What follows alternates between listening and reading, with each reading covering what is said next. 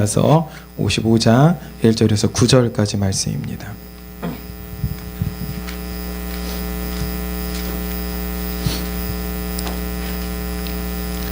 이사야서 55장 1절에서 9절까지 말씀,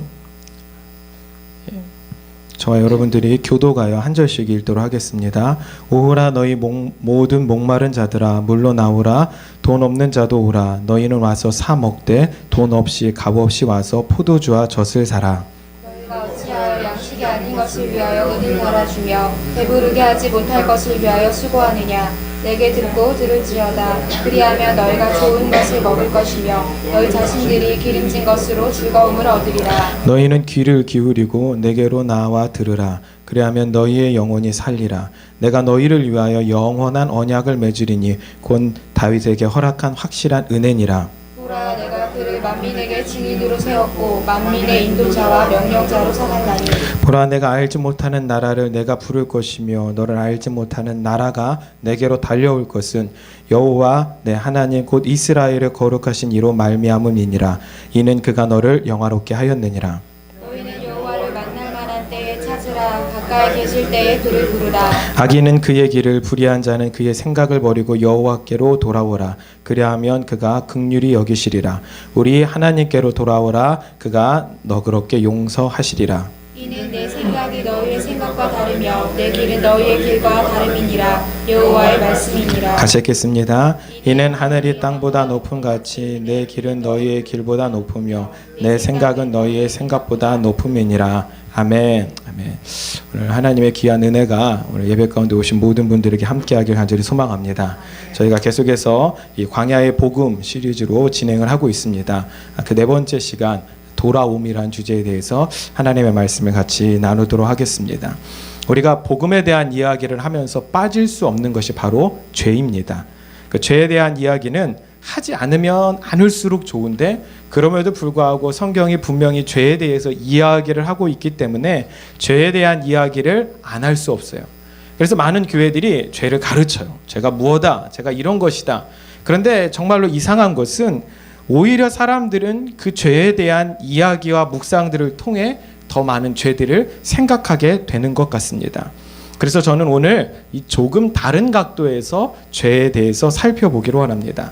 우리가 흔히 죄라고 하면 윤리적인 문제를 이야기합니다. 윤리적이고 도덕적인 관점에서 죄, 물론 그것은 성경적 관점에서도 분명히 죄입니다. 그렇죠? 도덕질하지 말라, 음란하지 말라, 욕하지 말라, 살인하지 말라. 이 모든 것들은 세상의 윤리도 죄라고 규정짓고 성경도 죄라고 규정지어요. 그런데 하지 말라 그렇게 계속해서 하지 말라라고 이야기할 때 과연 그것을 안 한다고 죄를 짓지 않는 것인가? 세상은 그렇거든요. 그거 안 하면 죄는 아니야 라고 이야기하니까 그리스도인들조차도 그것만 안 하면 내가 죄가 없다라고 생각하는 경우들이 너무나도 많이 있습니다. 그러나 분명하게 짚고 넘어갈 것이 있습니다. 하지 말아야 될 것에 대한 가지수가 과연 얼마나 될까요? 그리고 그 모든 경우의 수를 다 하지 않으면 진짜 죄가 없는 의인이 될까요? 아니죠. 이 법은 최소한의 양심에 불과합니다. 법이 궁극의 정의가 되는 것이 아니라 다만 이것을 범하지 않고 지키면 그래도 사회가 무리 없이 돌아간다, 그 정도의 규정에 불과한 것입니다. 요즘 이 신안군 염전 노예 사건이 사회적 이슈로 떠오르고 있죠. 120년 전에 폐지되었던 노예제도가 여전히 이 사회의 여러 분야에서 자행되어지고 있고 그 속에서 연약한 피해자들이 나오고 있다는 보도 내용이었습니다. 그러니까 돈도 주지 않고 가둬놓고 잠도 안 재우고 때리고 완전히 인권을 유린하는 사건이죠. 그런데 제가 그 기사를 이렇게 읽다 보니까 몇몇 사람들이 이 노예 사건을 접하면서 이 노예 제도가 인정되어졌던 조선시대의 유교 사상에 대한 어떤 윤리적 문제에 대해서 다시 한번 거론하는 이야기들을 봤어요. 그러면서 거슬러 올라간 것이 이 공자입니다. 그러니까 유교의 사상 창시자인 공자. 그러면서 이런 이야기가 나오더라고요. 저는 이 일에 대해서, 이 사건에 대해서 정확한 거는 잘 모르겠지만 어쨌거나 공방이 벌어지더라고요. 맞다 아니다. 무슨 얘기냐면 인의 예지를 강조하며 진정으로 사람의 가치를 중요시 여기려고 했던 공자이지만 실제로 보면 그는 그러니까 사람을 공경하는 부분에 있어서는 좀 문제가 있었다라는 이야기입니다. 원래 중국에서는 이 고대로부터 정말로 끔찍하지만 인육을 먹는 행위가 존재했다고 합니다. 여러분들 몇 년 전에 쓰촨에서 엄청난 그 지진이 발생했었죠. 뭐 그런 이야기들을 제가 이렇게 보는데 그 이야기 가운데 어떤 분이 그런 글을 기고했더라고요. 중국 고대로부터 그런 문제들. 근데 그곳이 그런 문제들 가운데 가장 심한 곳 중에 하나였다. 뭐 이런 이야기를 하는 것을 봤어요. 그런데 이 공자가 은나라 때 살았던 사람인데 이 은나라 때는 죄인을 죽여 그 살점으로 이 젓갈이라고 합니다. 이 젓갈을 만들어 먹는 일이 있었다라고 기록되어 있다라는 거예요. 그런데 어느 날 공자의 밥상에 공자 자신의 제자인 자로가 그렇게 죄인이 돼서 죽임을 당하여서 그 공자의 제자가 해가 되어서 자신의 밥상에 올라오자 이 크나큰 충격을 받은 다음 그 다음부터 밥상을 물리고 젓갈을 끊었다라는 이야기가 기록되어 있다고 합니다. 이제 그걸 가지고 이제 공방이 벌어지더라고요. 어떤 공방이냐면 공자가 안 먹었다고 하지 않았냐. 그러니까 공자는 안 먹은 거다 이렇게 이야기하는 거고, 근데 공자의 밥상에 그게 계속적으로 올라왔어 공자가 즐겼는데 자신의 제자 거였으니까 안 먹은 거 아니냐, 뭐 이런 식의 공방을 걸면서 이번 이 노예 사건을 통하여 과연 이 유교라는 것이 사람에게 윤리적으로 그리고 사람을 공경해주고 인정하는 부분에서 얼마나 철저했냐 아니면 그러지 못했느냐. 어쨌거나 제가 이것들을 보면서 무슨 생각을 했냐면 이런 생각을 했어요. 아, 그렇구나. 사람이 가지고 있는 어떤 선이라는 기준은 자기 기준이에요. 그러니까 내가 하는 거는 다 옳은 거고 내가 하기 싫은 것은 나쁜 거죠. 그가 사람을 공경하고 여러 부분에서 두드러진 일을 했겠지만 결국 어떤 부분에서 노예를 인정하고 또는 인육을 허용하는 그 부분에 있어서는 그가 제대로 된 가치 기준을 제시해주지 못했다라는 거예요. 이것이 무엇이냐? 사회가 가지고 있는 기준이 절대 기준이 될 수 없다라는 거예요. 시대에 따라서 이 진리, 시대에 따라서 이 선이라는 기준은 계속적으로 바뀌고 변해오는 것입니다. 죄도 마찬가지예요. 시대가 지나면 지날수록 죄의 가지수, 경우의 수는 계속적으로 바뀌고 커져가요. 만일 제가 매주 한 가지씩 여러분들에게 죄가 무엇이다, 이런 죄, 저런 죄, 하루 한 주에 한 가지씩 죄에 대해서만 계속해서 나열해서 설교한다면 몇 년은 설교할 수 있을 거예요. 물론 그 사이에 여러분들은 다 떠나겠죠. 맨날 오면 죄인이라고 하는데 얼마나 괴롭겠습니까? 그래서 우리는 죄에 대한 이야기를 하기 이전에 성경이 말하는 죄의 근원이 무엇이냐, 죄의 가지수를 늘어놓는 것은 무의미하다고 생각합니다. 저는 여러분들이 진리를 붙잡으면 죄에서부터 벗어나게 될 줄로 믿습니다. 아멘. 성경이 말하는 진리가 무엇이냐, 왜 죄가 발생했는지를 알고 그것들을 우리가 고쳐나가면 그 이후로부터 있는 죄의 근원들은 끊어지게 될 거라고 저는 확신합니다. 첫 번째, 오늘 그래서 그 죄의 근원에 대해서 살펴볼 첫 번째는 선악과입니다. 한번 따라 하실까요? 선악과. 우리 창세기 2장 9절 말씀 한번 볼까요? 창세기 2장 9절 한번 앞에 같이 읽도록 하겠습니다. 여호와 하나님이 그 땅에서 보기에 아름답고 먹기에 좋은 나무가 나게 하시니 동산 가운데는 생명나무와 선악을 알게 하는 나무도 있더라. 아멘. 그러니까 오늘 하나님께서 에덴 동산을 지으시고 두 가지 나무, 대표적인 나무, 하나는 생명나무, 또 하나는 선악을 알게 하는 나무가 있다라고 말씀해 주셨어요. 근데 인류의 죄가 어디서부터 시작했죠? 이 선악과를 따먹는 것에서부터 시작했어요. 그런데 이 선악과를 따먹으면서부터 생겨진 한 가지 인식적인 문제가 뭐냐면 선악을 구분하기 시작했다는 거예요. 와, 그러면 좋은 거 아니야? 라고 여러분이 생각하실 때지만 선악을 아예 모를 때가 더 좋아요. 왜? 선악을 구분하지 못할 때는 나는 누구만 생각하니까? 하나님만 생각하니까. 그러니까 하나님이 좋아하시는 것만 해요. 여기 부모님들도 계시지만 부모님들의 가장 간절한 소망은 뭐예요? 자녀가 내가 원하는 뜻대로 살아주길 바라는 거잖아요. 그러니까 얘가 머리가 커서 무언가를 구분하기 시작하면 말을 안 듣잖아요. 저도요, 제 아들이 갓난아기 때가 가장 좋았어요. 아무 생각 없고 그냥 배고프면 울고, 좋으면 웃고, 그러면 좋았거든요. 근데 얘가 조금 머리가 크면서 걷기 시작하면서 자기 이야기를 할 때부터 복잡해져요. 요즘 애들이요 얼마나 똑똑한지요. 또 논리 정연하게 하나하나 꼬치꼬치 캐고 들어오면 때로는 제가 감당하기 어려운 뭐 이러면서 넘겨야 되는 그런 순간들이 분명히 있어요. 그러면서 느껴지는 게 아예 모를 때가 더 나았는데 라는 생각을 갖는다는 거죠. 마찬가지로 선악을 알면 우리가 되게 좋을 것 같지만 아예 모를 때는 선악을 모르니까 누구만 생각해요? 하나님만 생각해요. 그런데 선악을 알게 되어지기 시작했어요. 여러분들 지금의 윤리, 도덕, 법이 어디서 나온지 아세요? 이 선악과를 따먹은 인간의 인식적인 문제에서부터 시작된 거예요. 그 다음부터 사람들이 구분짓기 시작하는 거예요. 무엇이 선이냐 무엇이 악이냐. 그런데 그 기준이 어떻게 됐다고요? 철저히 자기 기준이에요. 그 자기 기준 그러다가 공동대의 기준, 그래서 법이라는 것이 마련되고 규범이라는 것이 만들어지기 시작한 거예요. 그러니까 세상은 지금도 무엇이 선이냐 무엇이 악이냐의 기준을 가지고 계속적으로 판단해 나가요. 우리도 그렇지 않나요? 사람들을 볼 때 저 사람은 선한 사람, 저 사람은 악한 사람이라고 구분 짓잖아요. 그런데 가만 성경을 들여다보면 결국 하나님께서는 선악과 그 열매는 죄의 열매라는 거예요.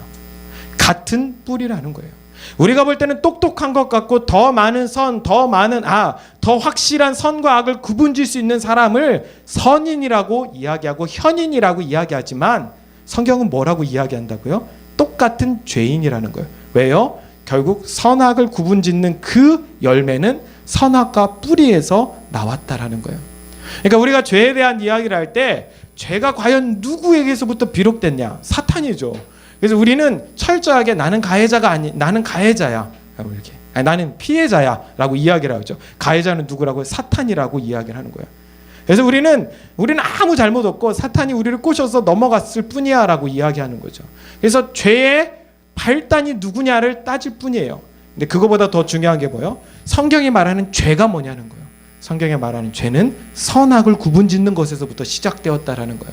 그러므로 우리가 해야 될 일은 뭐냐? 하나님이 그 쓸데없다라고 한 그 선악을 구분짓는 우리의 인식적인 문제를 내려놓고 영적인 것을 추구하고 하나님께로 나아가야 될 줄로 믿습니다. 오늘 그것이 성경이 말하는 거예요.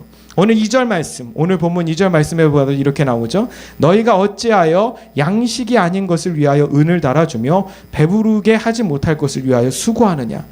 내게 듣고 들을지어다. 그리하면 너희가 좋은 것을 먹을 것이며 너희 자신들이 기름진 것으로 즐거움을 얻으리라. 하나님께서 말씀하시는 거예요. 이사야 선지자를 통하여. 이사야 선지자가 이스라엘의 멸망에 대해서 예언하면서 하나님의 마음을 가지고 이렇게 이야기하는 거예요. 왜 너희들 배부르지 못할 것을 위하여 은을 달아주냐? 너희들 왜 쓸데없는 것에 노력하고 쓸데없는 것에 에너지를 쏟느냐? 그냥 그렇게 하지 말고 하나님께로 나오면 된다. 할렐루야. 오늘 성경이 이야기하고 있잖아요. 왜 자꾸 선악이 무엇인지 그거 구분지으려고 몸부림치고 그거 가지고 싸우고 누가 선인지 누가 악인지 구분짓고 때로는 정죄하고 판단하고 그러지 말라라는 거예요. 똑같은 다 죄인이기 때문에 우리는 그냥 하나님 앞에 나가면 하나님께서 우리 삶을 좋은 것으로 채워주시고 기름진 것으로 배부르게 해주신다. 할렐루야. 이것이 성경이 우리 가운데 이야기해주고 있는 거예요. 그런데도 우리는 여전히 자신의 기준점을 가지고 살아가고 있는 거예요. 여전히 세상의 윤리 도덕을 가지고 살아가는 거예요. 그래서 이 성경의 삶과 세상의 삶이 괴리감이 들어요. 그래서 많은 젊은이들이 교회 안에서 거룩한 척, 주를 위하여 살아가는 척하지만 세상에 나가서는 똑같이 세상 사람들과 살아가는 척, 때로는 내가 그리스도인이 아닌 것처럼 위장해야 더 살기 편해서 그리스도인인 것을 절대로 드러내지 않고 살아가는 사람들이 너무나도 많아요. 그러면서 우리가 생각하는 게 뭐죠? 성경이 말하는 죄가 뭘까? 이걸 하면 안 돼. 이걸 하면 안 돼. 제가 유진 자매를 통해서 아주 재밌는 이야기를 들었는데, 유진 자매가 일하는 곳에 PD님께서 전도를 하신대요. 전도를 하시는데 너 교회 다녀 하면서 꼭 전해주는 게 10계명을 주신대요. 10계명이 뭐가 나와 있죠? 하지 말라, 하지 말라, 하지 말라. 제가 생각할 때는 그 PD님은 틀림없이 이 개념을 못 잡는 거예요. 그러니까 네가 그렇게 안 살아야 너는 그리스도인 될 수 있어 라고 이야기를 해주는 거죠. 이거 지켜야 그리스도인 될 수 있어. 그러니까 처음부터 그런 굴레를 씌우니까 사람들이 얼마나 힘이 듭니까? 그러니까 그 이야기는 뭐죠? 그리스도인들조차도 그런 생각 속에 빠져서 살아가는 거예요. 아, 죄가 뭘까? 이걸 생각하는 거예요. 그러니까 늘 앉아서 내가 한 주 동안 지은 죄가 뭘까? 죄를 어떻게 안 지을까? 근데 성경은요, 그 죄를 묵상하지 말라라고 이야기해요. 우리는 하나님의 은혜를 받은 자들이에요. 할렐루야. 우리는 하나님의 사랑을 받은 자들이에요. 아멘. 그럼 우리는 하나님의 은혜와 사랑을 생각해야 되는데 끊임없이 죄에서만 머물러 있어요. 죄가 무엇이냐? 죄가 무엇이냐? 그러니 우리의 신앙은 발전함이 없다라는 것입니다. 오늘 결국 그렇게 생각하는 나의 사고 자체가 선악과를 따먹은 그 최초의 범죄에서부터 시작된 거, 그것은 결국 하나님께서 원하시지 않는 똑같은 죄의 결과인 것을 깨닫고 오늘 그것들, 그런 사고들, 그런 인식들을 버릴 수 있는 믿음의 성도님들 되길 주님의 이름으로 간절히 축원합니다. 두 번째가 무엇이냐? 그럼 어떻게 할 것이냐? 따라합시다. 돌아오라. 1절 말씀, 오늘 본문 1절 말씀 보면 우리 같이 한번 읽어볼까요? 시작. 오호라 너희 모든 목마른 자들아 물로 나아오라. 돈 없는 자도 오라. 너희는 와서 사 먹되 돈 없이 값 없이 와서 포도주와 젖을 사라. 아멘. 왜 힘들게 수고하느냐, 힘쓰느냐라고 하나님께서 질문하시죠. 그냥 하나님이 계신 곳으로 오라라는 거예요. 그러면 된다. 그러면 물도 있고 돈 없이도 사 먹고 누릴 수 있다. 왜? 하나님 아버지 안에 모든 것이 다 있기 때문입니다. 아멘. 그러니까 결국 하나님 편에서 볼 때 죄는 내가 무엇을 하지 않아서 또는 내가 안 좋은 것을 해서가 아니라 하나님 편에서 죄는 하나님을 떠난 것, 하나님의 방법을 인정하지 않는 것, 그것이 죄라고 이야기를 하는 것입니다. 그런데 우리는 하나님을 떠나 있는 것, 그것이 궁극의 죄라는 것을 인식하지 못해요. 무엇이 선이고 무엇이 악인지의 싸움을 인류 역사상 계속해서 진행해 오고 있는 것입니다. 이제 우리는 그 생각을 버리고 하나님께로 그냥 가면 그만입니다. 오늘 6절 7절 말씀에도 이렇게 나오죠. 너희는 여호와를 만날 만할 때에 찾으라. 가까이 계실 때에 그를 부르라. 악인은 그의 길을, 불의한 자는 그의 생각을 버리고 여호와께로 돌아오라. 그리하면 그가 긍휼히 여기시리라. 우리 하나님께로 돌아오라. 그가 너그럽게 용서하시리라. 할렐루야. 그러니까 자꾸만 무엇인가 하려고 생각하지 말고 그냥 하나님을 찾으면 된다라는 거예요. 그냥 하나님께로 돌아오면 된다라는 거예요. 아버지가 원하는 것, 어머니가 원하는 것, 아버지의 품, 어머니의 품으로 돌아오는 것이에요. 자녀가.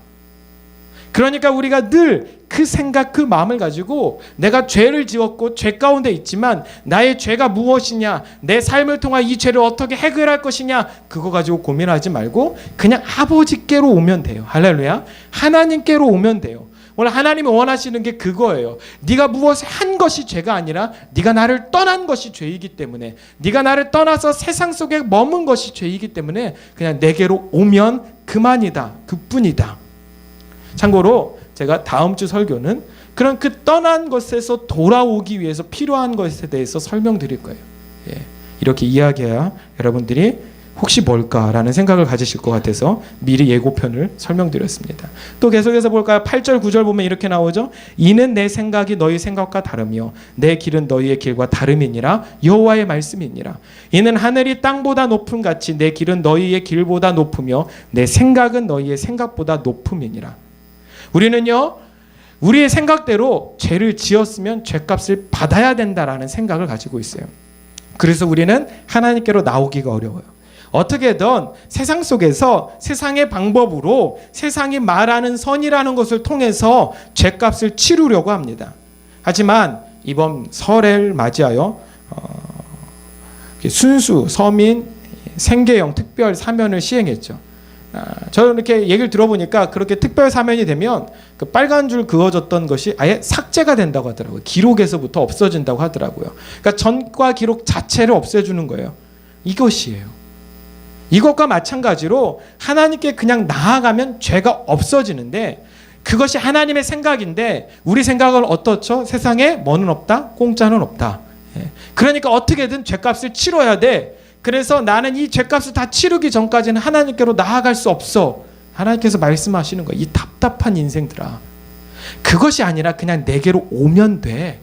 돌아오면 내가 해결해 주는데 왜 자꾸 너의 삶을 통해서 네가 몸부림치면서 되지도 않는 거, 그 선악이 여전히 죄악의 구렁텅이에서 네가 뒹굴면서 해결하려고 몸부림쳐. 그거 내가 원하는 것 아니야 라고 이야기를 해주시는 거예요. 여러분들 탕자의 비유를 아시죠? 탕자 비유의 핵심이 무엇입니까? 죄와 용서인가요? 많은 사람들이 이 탕자의 비유를 죄와 용서로 생각해요. 그러니까 절대로 하나님께 못 나가요. 왠지 아세요? 나는 탕자처럼 똑같이 죄를 범했는데 나는 적어도 탕자처럼 염치 없지는 않아. 그거예요. 염치 없진 않아. 그러니까 나는 내가 이렇게 죄를 범하고 아버지께로 갈 수 없어. 내가 어떻게든 반드시 재기해서 성공해서 보란듯이 아버지께 돌아갈 거야. 이게 인간들의 대부분의 생각이에요. 여러분들도 똑같지 않을까요?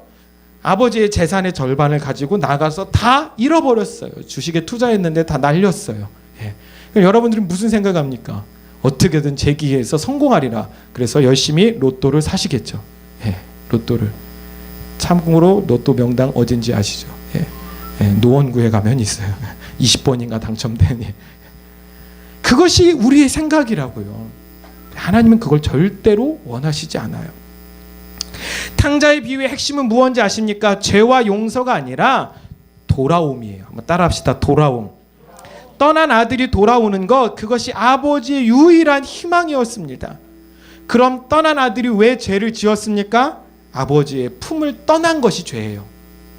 이해되세요? 그러니까 아버지 편에서는 그 떠난 것이 죄이기 때문에 그냥 돌아오면 그 죄가 없어지는 거예요. 누가복음 15장 20절, 21절, 22절 우리 한번 같이 한번 읽어볼까요? 누가복음 15장 있을 건데 누가복음 15장 20절, 21절, 22절 한번 같이 읽어봅시다. 시작. 이에 일어나서 아버지께로 돌아가니라. 아직도 거리가 먼데 아버지가 그를 보고 측은히 여겨 달려가 목을 안고 입을 맞추니 아들이 이르되 아버지 내가 하늘과 아버지께 죄를 지었사오니 지금부터는 아버지의 아들이라 일컬음을 감당하지 못하겠나이다 하나 아버지는 종들에게 이르되 제일 좋은 옷을 내어다가 입히고 손에 가락지를 끼우고 발에 신을 신기라. 아멘. 여기 어디에 아들이 돌아와서 아버지와 만나는 이 장면에 용서라는 단어가 나옵니까? 내가 너 용서해 줄게 라는 단어가 나오나요? 안 나와요. 죄라고 고백하는 사람은 아버지가 아니라 아들 자신이에요. 탕자 자신. 그러니까 아들이 자기 스스로 생각할 때는 죄라고 여겨서 자신이 자격 없다라고 고백하는 것뿐이에요. 하지만 아버지는 그 말을 무시하는지 아니면 제가 볼 땐 이해를 못하는 거예요. 네가 왜 죄인이야? 이해를 못하는 거예요. 그러니까 넌 내 아들인데 네가 왜 죄인이야? 돌아왔으면 됐어. 그래서 아들의 표시인 반지를 손에 갖다 끼워주는 거죠. 할렐루야. 이게 은혜예요. 뭘 했기 때문이 아니라니까요. 이게 은혜라고요. 떠난 것이 죄고 그 죄의 진정한 회개는 돌아옴이에요. 그러니까 자꾸 안 하려고 무언가 끊어내려고 하니까 끊임없이 죄가 꼬리표를 따라다니고 있죠. 그러니까 나는 여전히 하나님 품에서 벗어나서 무언가를 끊어내려고 하니까 사단이 또 다른 걸 갖다 붙이고 또 다른 걸 갖다 붙이는 거예요. 근데 내가 아버지 품으로 딱 들어가면 어떻게 되죠? 사단이 나를 유혹할 때 하나님께서 어디서 이거죠. 게임이 끝나버리는 거예요. 근데 우리는 자꾸만 아버지의 품을 떠나려는 거예요. 그걸 모르죠. 그게 은혜라는 걸 몰라요. 저도 몰랐고요. 저도 이 하나님의 은혜를 깨닫기 전까지는 진짜 제 힘, 제 노력, 그리고 제 윤리적 관점을 가지고 때로는 목회하려고 했던 적이 너무나도 많아요. 그런데 성경은 그게 아니더라고요. 탕자의 비유를 보면서 제가 정말로 제 무릎을 쳤어요. 여기 용서라는 단어가 없구나. 용서라는 단어가. 여러분들 진짜 하나님의 은혜를 누릴 수 있는 자들 되기를 주님의 이름으로 간절히 축원합니다. 저요, 제가 이런 이야기를 어디서도 몇 번씩 했지만 제 아들한테 늘 은혜를 가르치려고 해요. 예. 그래서 제 아들한테 뭘 사주면서 가끔 이러거든요. 네가 이걸 받을 자격은 전혀 없어. 네가 한 것이 아무것도 없기 때문에. 근데 내가 이걸 주는 건 아버지의 은혜야. 예. 은혜야. 그래야 제 아들이 커면서도 하나님의 은혜를 생각해요. 자신이 뭔가 자격이 있다고 생각하는 순간 교만해져요. 그러니까 죄를 범하는 것이거든요. 그런데 오늘 성경은 이야기해요. 자꾸만 무언가 하려는 그 편협한 생각을 버려. 그렇게 해야 하나님이 기뻐하신다는 편협한 생각을 버려. 하나님의 생각은 너무 높아서 너희들이 가지고 있는 세상의 기준으로는 쫓아갈 수도 없어. 할렐루야. 오늘 그것이 이사야의 말씀입니다. 오늘 그것을 인정하고 그냥 하나님 앞에 엎드리면 그 말입니다. 하나님 앞에 나오면 그 말입니다. 하나님, 정말로 하나님, 내가 하나님 앞에 나아가요. 하나님 없으면 안 돼요. 하나님이 내 인생의 전부예요. 할렐루야. 하나님이 나를 붙잡아 주셔야 돼요. 하나님이 나와 함께 해주셔야 돼요. 여기 남자 형제들이 있는데 형제들의 가장 큰 문제가 뭔지 아세요? 힘이 있다라는 거예요. 내 힘을 의지할 거야. 차라리 내 주먹을 의지하지. 정말로 많은 청년들을 만나서 제가 상담해보고 이야기를 했지만 대부분의 남자 청년들이 남자들이 갖는 한 가지 생각이 그리스도인들은 연약해 보인다라는 거예요. 왜 교회 와서 날마다 눈물 흘리냐는 거예요. 남자는 3번만 울어야 되는데 보면 맨날 울면서 질질 짜면서 끝에는 꼭 강한 척해요. 그러면서 차라리 그렇게 연약한 십자가와 차라리 연약한 하나님을 믿느니 내 능력, 내 주먹을 믿겠대요. 근데 결국 그런 애들이 은혜를 경험하면요, 하나님 앞에 나와서 날마다 울어요. 왜요? 하나님이 크시기 때문에. 내가 할 수 있는 것은 아무것도 없어요. 여러분들 그렇지 않나요? 내가 할 수 있는 것이 뭐가 있나요? 저는 나이가 들어가면서 느껴지는 한 가지, 제가 젊었을 때 정말 목회적 생각을 많이 갖고 있었어요. 이렇게 해야지, 이렇게 해야지, 이렇게 해야지. 하나님께서요, 그것들을 하나하나 깨시기 시작하는 거예요. 그걸 좀 한 가지라도 좀 이루어주셨으면 제가 지금도 교만할 텐데 교만할 건덕지가 한 개도 없어요. 하나님께서 저를 다 무너뜨리셨으니까. 그러니까 하나님의 은혜가 임하고요, 그때부터 하나님께서 제 삶 가운데서 일하시기 시작하더라고요. 할렐루야. 일하시기 시작해요. 제가 금요일 날도 저 대전에 집회를 갔는데 집회 가서 그 아이들 앉혀놓고 그 얘기를 했어요. 하나님의 은혜를 경험하라고. 애들이 알아듣나요? 여전히 눈에는 저는 제 힘으로 노력하겠습니다, 이런 게 있어요. 그런 애들 제가 가서 기도해주면서 막 은혜로 살으라고 선포해줬어요. 그게 중요한 거예요. 우리 여러분들 편협한 생각을 내려놓고 하나님을 인정하고 나와 엎드릴 수 있기를 바랍니다. 그러면 어떤 일들이 벌어지는지 아십니까? 한번 따라 하실까요? 다윗의 언약을 주신다.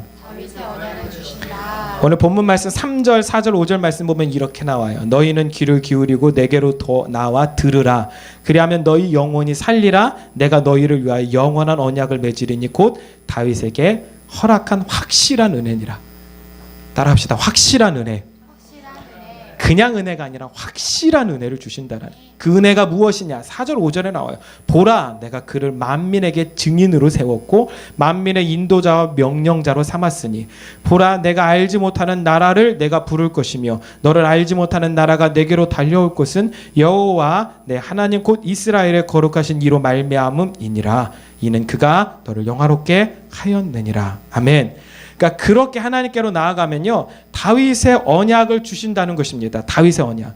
다윗이 범죄였지만 곧바로 하나님께 나아갔잖아요. 그것이 그가 할 수 있는 전부였기 때문이에요. 그랬더니 하나님께서 그렇게 나간 인생 가운데 축복해 주시는데 어떤 축복을 주시냐? 4절 5절. 여러분, 제가 이 말씀 묵상하다 깜짝 놀란 게 뭐냐면 우리가 그렇게 이야기했던 기름 부음이 여기 들어있어요. 첫 번째, 선지자의 기름 부음. 내가 그를, 누구요? 다윗을 만민에게 증인으로 세웠다라는 거예요.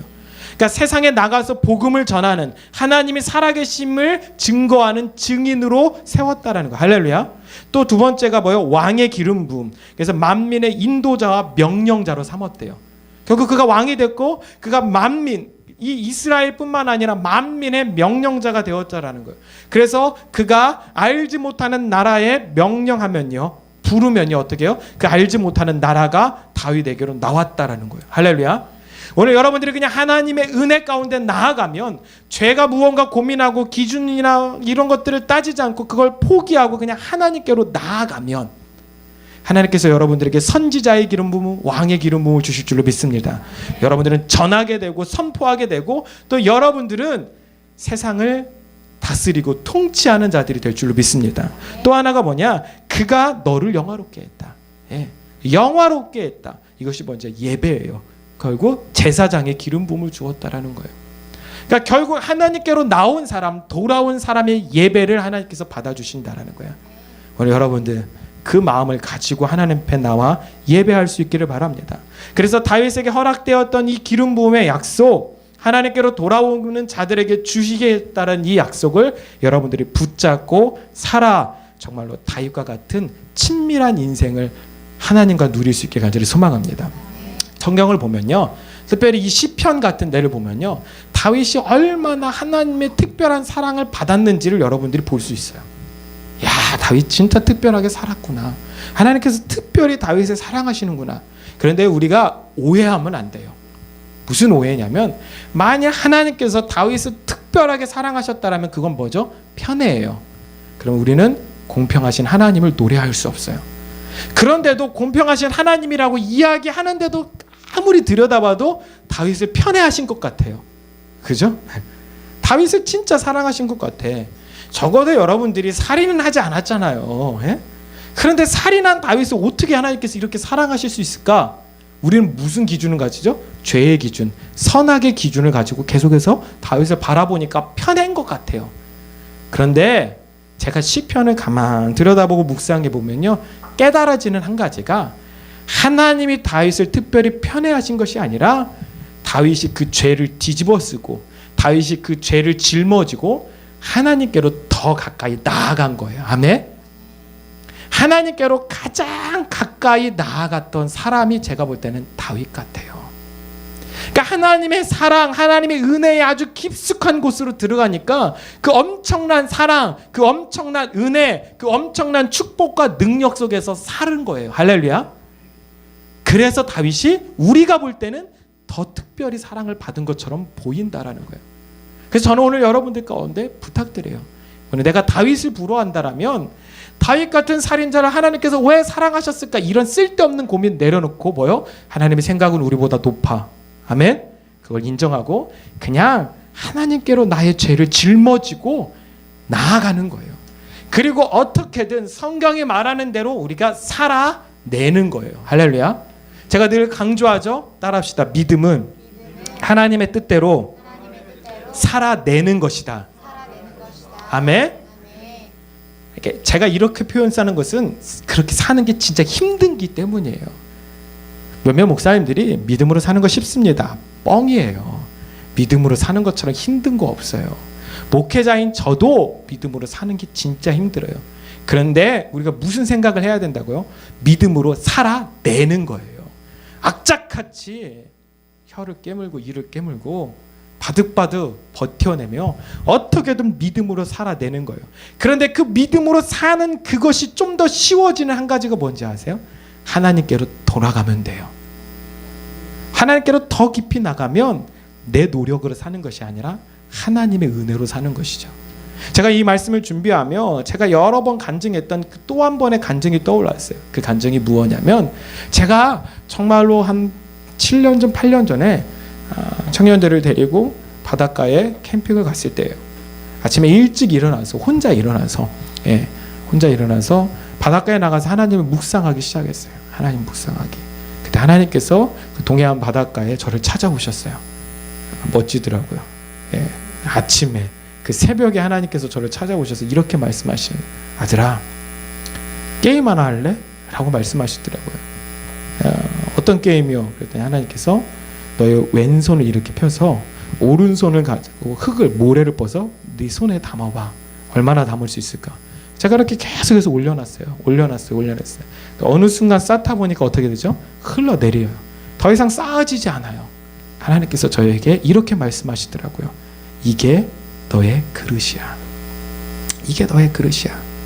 나는 계속해서 더 주고 싶고 나는 계속해서 더 부어주고 싶은데 네가 가지고 있는 그릇이 요만밖에 안 해서 내가 너에게 더 채워줄 수 없어서 오기가 생기더라고요. 아침부터 하나님께서 저를 찾아와 주셔서 은혜인 줄 알았더니만 하나님께서 저를 긁어놓으시더라고. 마음을 뭐야 막 이러면서 그럼 어떻게 해야 돼요? 라고 하나님 앞에 묵상하며 물어봤는데 하나님께서 저에게 이렇게 말씀하시더래요. 눈을 들어서 바다를 바라봤어요. 하나님께서 이렇게 말씀하시는 거예요. 저 넓은 바다가 나의 은혜고 나의 사랑이야. 너의 그릇을 저 바다로 던져버려. 그러면 네 그릇은 그 모든 은혜와 사랑을 다 담을 수 있게 돼. 할렐루야. 정말로 충격적인 사건이었어요. 제 인생 가운데. 저는 여전히 그 은혜와 사랑 바깥에서 채워달라고 하고 있었다고요. 조그만 그릇을 갖고. 하나님은 무슨 얘기를 하시냐면 돌아와라는 거예요. 들어와라는 거예요. 나의 사랑 안으로, 나의 은혜로 나와라고 말씀하시는 거예요. 그러면 다 네 거야. 그 인생을 다윗이 살았어요.